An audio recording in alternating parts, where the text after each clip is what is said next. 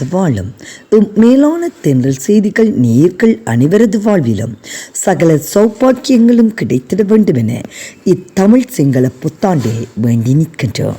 நாம் தென்றல் செய்திகளை ஆரம்பித்து 6 மாதங்கள் ஆகிவிட்ட நிலையில் வளர்ச்சி பாதையில் துணை நிற்கும் மேலான நேயர்கள் அனைவரையும் எண்ணி பார்ப்பதோடு பாராட்டுக்களையும் தெரிவித்துக் கொள்கின்றோம்.